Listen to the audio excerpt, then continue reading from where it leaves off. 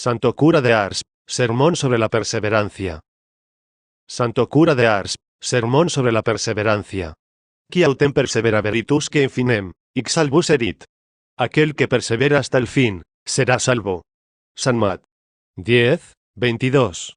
Aquel, nos dice el Salvador del mundo, que luche y persevere hasta el fin de sus días, sin ser vencida, o que al caer haya sabido levantarse y perseverar, será coronado, es decir, salvado, palabras que deberían helar nuestra sangre y hacernos temblar de espanta, si considerásemos, por una parte, los peligros a que estamos expuestos, y por otra, nuestra debilidad y el número de enemigos que nos rodean.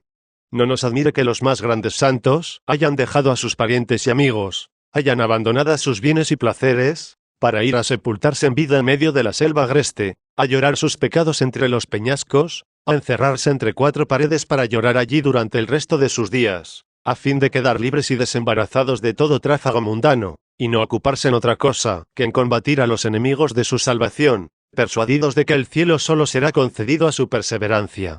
Mas, me dirá alguno, ¿qué es perseverar? Helo aquí, amigo mío. Es estar pronto a sacrificarlo todo, los bienes, la voluntad, la libertad, la vida misma, antes que desagradar a Dios. Pero, me dirás aún, ¿qué viene a ser no perseverar? Helo aquí. Es recaer en los pecados que habíamos ya confesado, es seguir las malas compañías, que nos indujeron al pecado, el mayor de todos los males, ya que por él hemos perdido a Dios, hemos atraído sobre nosotros toda su cólera, hemos arrebatado al cielo nuestra alma, y la arrastramos al infierno. Quiera Dios que los cristianos que tienen la dicha de reconciliarse con él mediante el sacramento de la penitencia, comprendan esto bien. Para daros, pues, una idea de ello, voy ahora a mostraros los medios que debéis adoptar para perseverar en la gracia que recibisteis en el santo tiempo pascual. Hallo que los principales son 5, a saber, la fidelidad en seguir los movimientos de la gracia de Dios, huir de las malas compañías, la oración, la frecuencia de sacramentos y, por fin, la mortificación. 1. Digo, pues, en primer lugar, que el primer medio para perseverar en el camino que conduce al cielo, es ser fiel en seguir y aprovechar los movimientos de la gracia que Dios tiene a bien concedernos.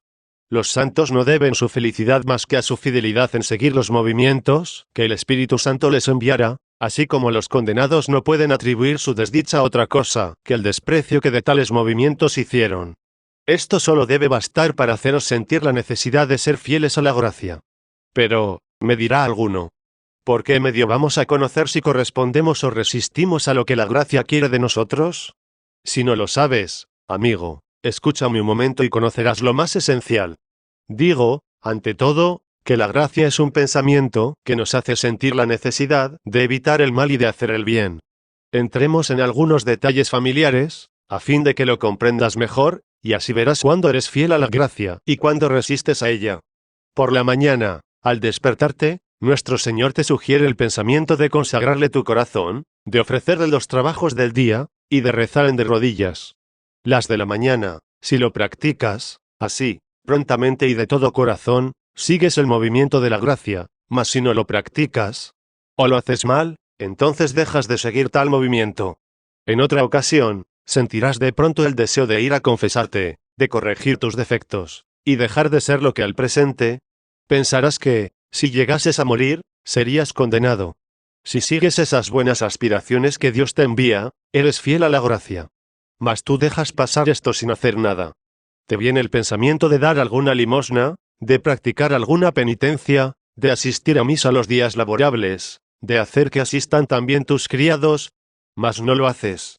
Aquí tenéis lo que es seguir los movimientos de la gracia, o resistir de ellos. Todo esto viene comprendido bajo el nombre de gracias interiores. En cuanto a las llamadas gracias exteriores, podemos citar como ejemplo una buena lectura, la conversación con una persona virtuosa, que os hará sentir la necesidad de cambiar de vida, de servir mejor al buen Dios, los remordimientos que vais a tener a la hora de la muerte, o también el buen ejemplo de otras personas presentándose repetidamente ante vuestros ojos, como si os estimulase a convertiros, o también un sermón o instrucción religiosa que os enseñe los medios que se han de emplear para servir a Dios y cumplir vuestros deberes con Él, con vosotros mismos y con el prójimo. Tened presente que vuestra salvación o vuestra condenación, de esas gracias dependen. Los santos, Si se santifican, es por el gran cuidado que ponen en seguir todas las buenas inspiraciones que Dios les envía, y los condenados han caído en el infierno porque las despreciaron. Vais a ver ahora una prueba de ello. Vemos, efectivamente, en el Evangelio, que todas las conversiones obradas por Jesucristo durante su vida mortal, se apoyaron en la perseverancia. ¿Cómo sabemos que San Pedro se convirtió? Bien se dice que Jesús le miró, que San Pedro lloró su pecado, Lucas 22, 61-62. Mas, ¿qué es lo que nos asegura su conversión, sino el haber perseverado en la gracia, no pecando jamás? ¿Cómo ocurrió la conversión de San Mateo? Sabemos muy bien que, habiéndole visto Jesucristo en la oficina, le dijo que le siguiese, y en efecto le siguió, Lucas 5, 27-28. Mas lo que nos certifica que su conversión fue verdadera, es el hecho de no haber vuelto a entrar en su despacho, ni haber cometido en adelante injusticia alguna. En cuanto comenzó a seguir a Jesucristo, ya no lo abandonó jamás. La perseverancia en la gracia, el renunciar al pecado para siempre, fueron las señales más ciertas de su conversión.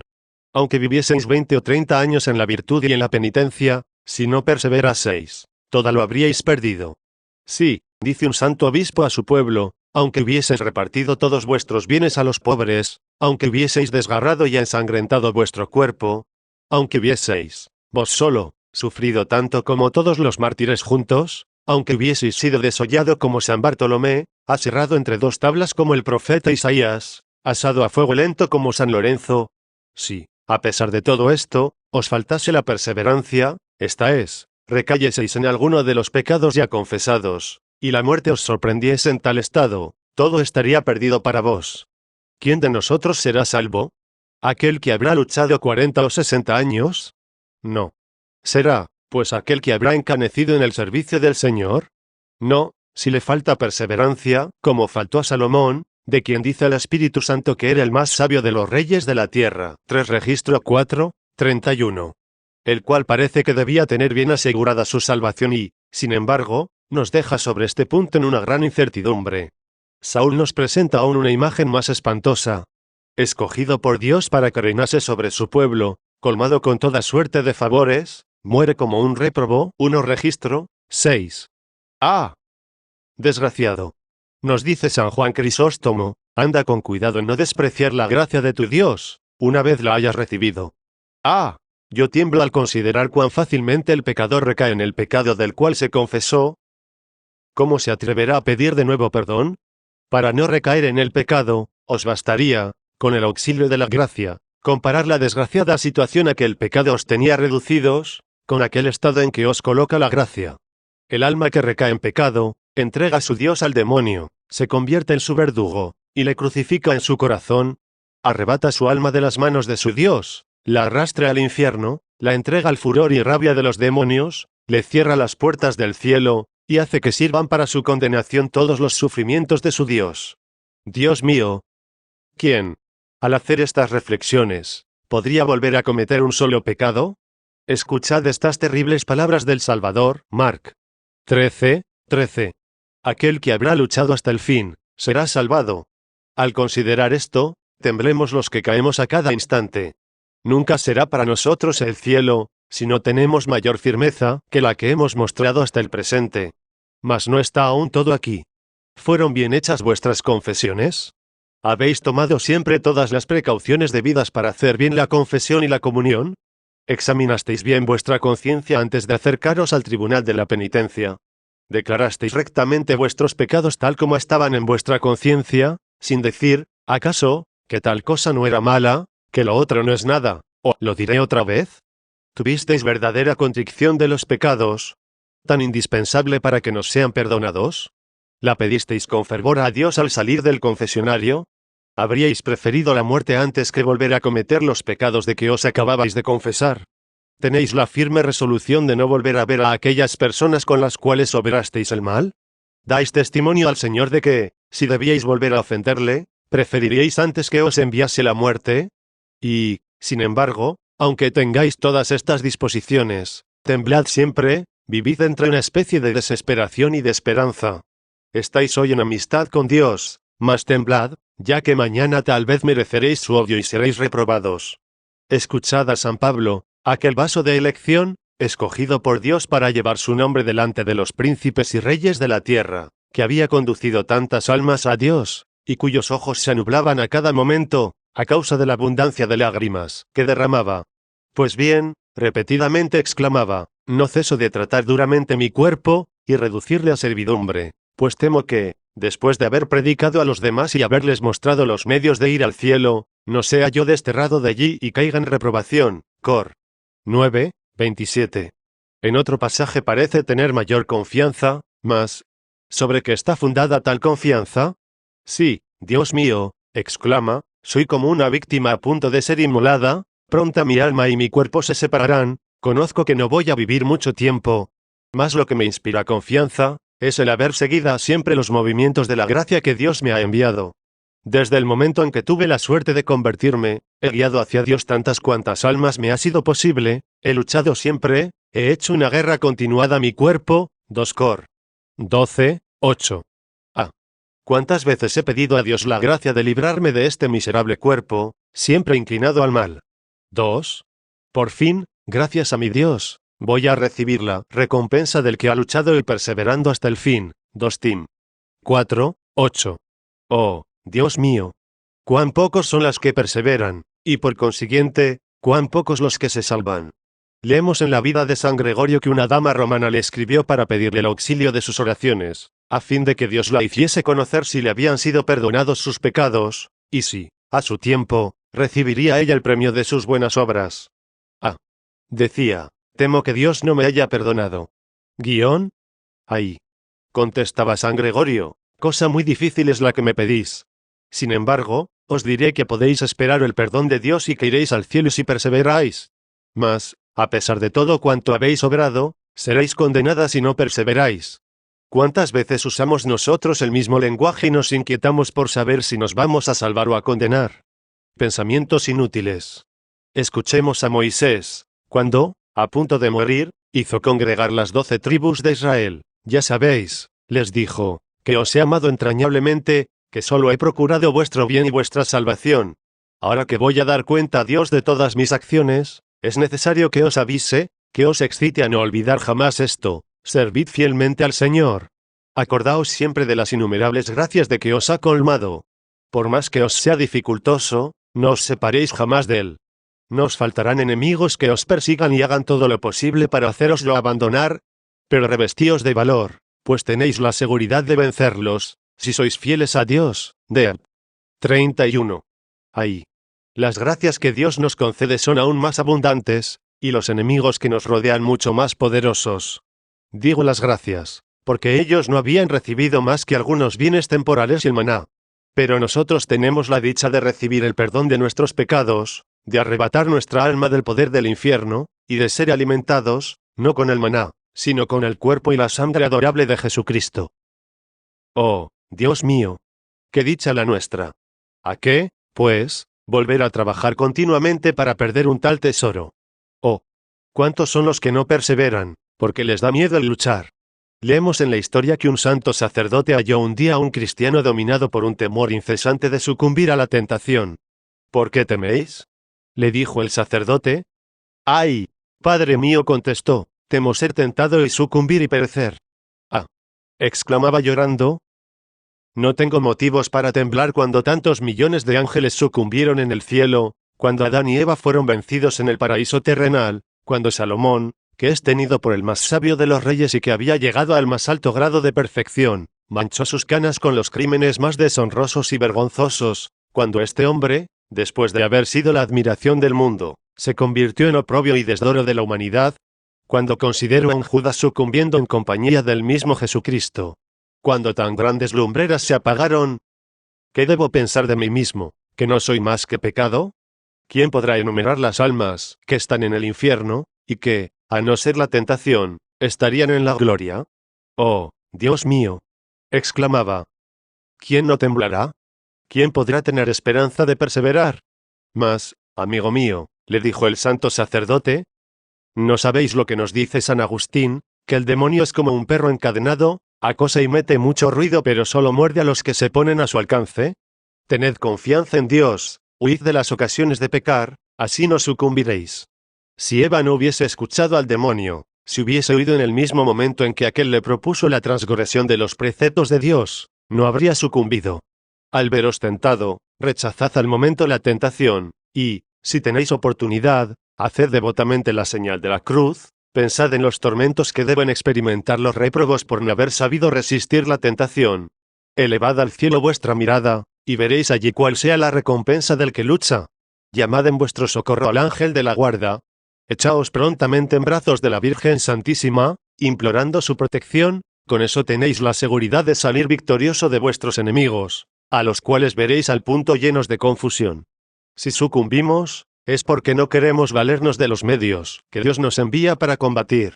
Es preciso, sobre todo, estar bien convencidos de que, por nuestra parte, no podemos hacer otra cosa que perdernos. Mas, con una gran confianza en Dios, lo podemos todo. Mirad a San Felipe Neri, decía él a Dios con frecuencia. ¡Ay! Señor, sostenedme, soy tan malo, que me parece que a cada instante voy a haceros traición. Soy tan poca cosa, que hasta cuando salgo para hacer una buena obra, digo para mí, sales cristiano, tal vez volverás a entrar como un pagano, después de haber renegado de tu Dios. Un día, creyéndose solo en un lugar desierto, púsose a gritar. ¡Ay! Estoy perdido, estoy condenado. Alguien que le oyó, se acercó a él y le dijo, amigo, ¿es que desesperáis de la misericordia de Dios? ¿Por ventura no es infinita? ¡Ay! Le dijo aquel gran santo, no es que desespere, sino que espero mucho. Digo que estoy perdido y condenado, si Dios me abandona a mí mismo. Cuando considero que tantas personas habían perseverado hasta el fin, y una sola tentación las perdió, esto es lo que me hace temblar noche y día, temiendo ser del número de aquellos desgraciados. Si todos los santos temblaron durante su vida por temor de no perseverar, ¿qué será de nosotros que, sin virtudes, casi sin confianza en Dios, cargados de pecados, no ponemos diligencia alguna en librarnos de los lazos que el demonio nos tiende? Nosotros que andamos cual ciegos en medio de los mayores peligros, que dormimos tranquilamente en medio de una turba de enemigos, encarnizadamente interesados en nuestra perdición. Pero, me dirá alguno, ¿qué deberemos hacer para no sucumbir? Helo aquí, amigo mío, hay que huir las ocasiones que otras veces nos hicieron caer, recurrir constantemente a la oración, y por fin, recibir con frecuencia y dignamente los sacramentos. Si lo practicas así, si sigues este camino, tense de que vas a perseverar. Pero, si no tomas estas precauciones, en vano tomarás otras medidas, forzosamente vendrás a caer y perderte. 2. ¿Dónde oísteis aquellas canciones malas, aquellos dichos infames, que son causa de una infinidad de pensamientos y deseos perversos? ¿No fue precisamente al hallaros en compañía de aquellos libertinos? ¿Quién os hizo formular aquellos juicios temerarios? ¿No fue al oír hablar del prójimo en compañía de aquel maldiciente? ¿Quién os indujo al hábito de dar miradas o tener tocamientos abominables con vosotros mismos o con los demás? ¿No fue ello por haber frecuentado la compañía de aquel impúdico? ¿Cuál es la causa de que no recibáis ya los sacramentos? ¿No ocurre ello desde que os tratáis con aquel impío, el cual ha procurado haceros perder la fe diciéndoos que todo cuanto predica el sacerdote son tonterías, que la religión es solo para dominar a la juventud, que es cosa de imbéciles ir a contar a un hombre lo que uno ha hecho, que toda la gente ilustrada se burla de todo esto? Entiéndase, hasta la hora de la muerte, entonces habrán todos de reconocer que se habían engañado. Pues bien, amigo mío, sin aquella mal compañía, ¿te habrían ocurrido tales dudas? Indudablemente que no. Dime, hermana mía, ¿desde cuándo sientes tanto gusto por los placeres, las danzas y bailes, las reuniones y los atavíos mundanos? ¿No es, por ventura, desde que frecuentas a aquella mujer mundana, la cual no contenta aún con haber perdido su pobre alma, está ocasionando también la perdición de la tuya? Dime, amigo, ¿cuánto tiempo hace que frecuentas las tabernas y casas de juego? ¿No es desde que conociste a aquel desenfrenado? Dime, ¿desde cuándo se te oye vomitar toda suerte de juramentos y maldiciones? ¿No es desde que estás al servicio de aquel dueño cuya boca y cuya garganta no son más que un canal de abominaciones? Sí, en el día del juicio, cada libertino verá a otro libertino pedirle su alma, su Dios y su gloria. Ah, desgraciado, se dirán unos a otros, vuélveme el alma que me perdiste, y restitúyeme el cielo que me arrebataste. Desgraciado, ¿dónde está mi alma? arráncala del infierno donde me has arrojado. A no ser por ti, no habría cometido aquel pecado, que es causa de mi condenación. No, yo no tenía de ello conocimiento. No, jamás hubiera tenido tal pensamiento. Ah, hermoso cielo que tú me has hecho perder. Adiós, cielo delicioso que tú me has arrebatado. Sí, cada pecador se arrojará sobre el que le dio malos ejemplos, y le indujo a cometer los primeros pecados. Ah, dirá. Ojalá no te hubiese nunca conocido. Ah, si a lo menos hubiese yo muerto antes de verte, ahora estaría en el cielo. Mas no es ya para mí. Adiós, hermoso cielo, por muy poca cosa te perdí. No, nunca perseveraréis si no huís de las compañías mundanas. En vano querréis salvaras, no tendréis más remedio que condenaros. O el infierno o la huida, no hay término medio. Determinad cuál de los dos extremos proferís. Desde el momento en un joven o una joven siguen sus placeres, son joven y doncella condenados. En vano diréis que no obráis mal, que quizás sea yo algo escrupuloso. No puedo menos de repetiros, que siempre vendremos a parar en lo mismo, a saber, que, si no cambiáis, un día estaréis en el infierno, y no solamente lo veréis esto, sino que, además, lo sentiréis. Echemos un velo sobre esta materia, y pasemos a otro asunto. 3. He dicho, en tercer lugar, que la oración es absolutamente necesaria para acertar a perseverar en la gracia, después de haber recibido esta en el sacramento de la penitencia. Con la oración todo lo podéis, sois dueños, por decirlo así, del querer de Dios, mas, sin la oración, de nada sois capaces. Esto es suficiente para mostraros la gran necesidad de la oración. Todos los santos comenzaron su conversión por la oración, y por ella perseveraron. Y todos los condenados se perdieron por su negligencia en la oración. Digo, pues, que la oración nos es absolutamente necesaria para perseverar. Mas la oración de que os hablo, tan poderosa cerca de Dios, que nos atrae tantas gracias, que parece hasta sujetar la voluntad de Dios, que parece, por decirlo así, forzarle a concedernos lo que le pedimos, viene a ser una oración hecha al impulso de una especie de desesperación y de esperanza. Digo desesperación, considerando nuestra indignidad, y el desprecio que hicimos de Dios y de sus gracias, reconociéndonos indignos de comparecer ante su divina presencia, 5 de atrevernos a pedir perdón después de haberlo recibido ya tantas veces y pagado siempre con ingratitud.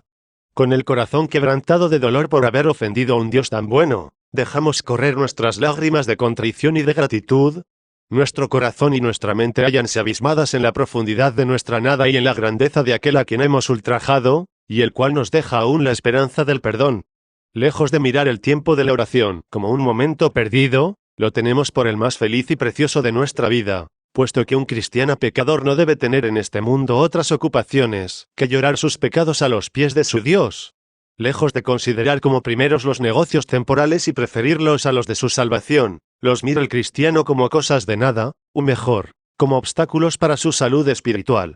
No le preocupan sino en cuanto Dios le ordena que cuide de ellos, plenamente convencido de que, si él no los gestiona, otros cuidarán de hacerlo. Pero que si no tiene la dicha de alcanzar el perdón, 5 tener a Dios propicio, todo está perdido, ya que nadie cuidará ello. No deja la oración sino con gran pena, los momentos empleados en la presencia de Dios le parecen brevísimos, pasan como el fulgor de un rayo. Si su cuerpo sale de la presencia de Dios, su corazón y su mente se quedan constantemente delante de la divinidad. Durante la oración, no hay que pensar en trabajo alguno, ni en arrellanarse en una poltrona, ni en tenderse en el lecho. He dicho que el cristiano debe estar entre la desesperación y la esperanza. Digo la esperanza, considerando la grandeza de la misericordia del Señor, el deseo que Él tiene de hacernos felices, lo que ha hecho para merecernos el cielo. Animados por un pensamiento tan consolador, nos dirigiremos a Él con gran confianza, y, como San Bernardo, le diremos: Dios mío, esto que os pido no lo he merecido, mas lo merecisteis vos por mí. Si me lo concedéis, es solamente porque sois bueno y misericordioso. Animado por estos sentimientos, ¿qué hace un cristiano? Vedlo aquí. Penetrado del más vivo reconocimiento, toma la resolución firme de no ultrajar jamás a un Dios que acaba de otorgarle el perdón. Tal es la oración a que quiero referirme como cosa absolutamente necesaria para obtener el perdón y el don precioso de la perseverancia. 4. En cuarto lugar, hemos dicho que, para tener la dicha de conservar la gracia de Dios, debíamos frecuentar los sacramentos. Un cristiano que use santamente de la oración y de los sacramentos, aparece formidable ante el demonio, cual un dragón, soldado de caballería. Nota del traductor, montado sobre un corcel, los ojos centelleantes, armado con su coraza, su espada y sus pistolas, en presencia de un enemigo desarmado, su sola presencia le hace retroceder y emprender la fuga. Mas haced que descienda de su caballo y abandone sus armas, pronta su enemigo se le echa encima, le holla con sus pies, y coge cautivo al que, provisto de armas, con su sola presencia parecía aniquilar al enemigo. Imagen sensible de un cristiano provisto de las armas de la oración y los sacramentos. Sí, un cristiano que ore y que frecuente los sacramentos con las disposiciones necesarias, es más formidable ante el demonio que ese dragón de que acabo de hablaros. ¿Qué es lo que hacía San Antonio tan terrible ante las potencias del infierno, sino la oración? Oíd cómo le hablaba cierto día el demonio, decíale que era el su más cruel enemigo, pues le hacía sufrir tanto. ¡Ah! ¡Cuán poca cosa eres!, le dijo San Antonio. Ya que no soy más que un pobre solitario, que no puedo sostenerme sobre mis pies, con una simple señal de la cruz provoco tu huida. Ved además lo que el demonio dijo a Santa Teresa, a saber, que por lo mucho que ella amaba a su Dios, por su frecuencia de sacramentos, en el lugar donde ella había pasado no podía él ni respirar. ¿Por qué? Porque los sacramentos nos dan tanta fuerza para perseverar en la gracia de Dios, que jamás se ha visto a un santo apartarse de los sacramentos y perseverar en la amistad de Dios. Y porque en los sacramentos hallaron cuantas fuerzas les eran necesarias para no dejarse vencer del demonio. Os indicaré aquí la razón de ello. Cuando oramos, Dios nos envía amigos, ora sea un santo, ora un ángel, para consolarnos. Así sucedió a Agar, la esclava de Abraham, Gen. 21, 17. Al casto José cuando estaba en prisión, y también a San Pedro. Nos hace sentir con mayor fuerza la eficacia de sus gracias a fin de fortalecernos y armarnos de valor. Mas, al recibir los sacramentos, no es un santo o un ángel, es él mismo quien viene revestido de todo su poder para aniquilar a nuestro enemigo. El demonio, al verle dentro de nuestro corazón, se precipita a los abismos. Aquí tenéis, pues, la razón o motivo por el cual el demonio pone tanto empeño en apartarnos de ellos, o en procurar que los profanemos. En cuanto una persona frecuenta los sacramentos, el demonio pierde todo su poder sobre ella. Añadamos, sin embargo, que es preciso distinguir. Esto sucede en aquellos que los frecuentan con las disposiciones debidas, que sienten verdadero horror al pecado, que se aprovechan de todos los medios que Dios nos concede para no recaer y para sacar fruto de las gracias que nos otorga. No quiero referirme a aquellos que hoy se confiesan y mañana caen en las mismas culpas. No quiero hablar de aquellos que se acusan de sus pecados con tanta falta de dolor y arrepentimiento cual si narrasen, por gusto, una historia, ni de los que comparecen sin ninguna o casi ninguna preparación, que acudirán a confesarse quizás sin haber examinado su conciencia, y dirán lo primera que les venga a la mente, que se acercarán a la sagrada mesa sin haber sondeado las repliegues de su corazón, sin haber pedido gracia para conocer sus pecados, ni implorar el dolor que de ellos deben concebir, sin haber formado propósito alguno de no volver a pecar. No, estos solo trabajan para su perdición. En vez de luchar contra el demonio, se ponen a su lado, y se labran ellos mismos un infierno. No, no es de estos de quienes quiero hablar.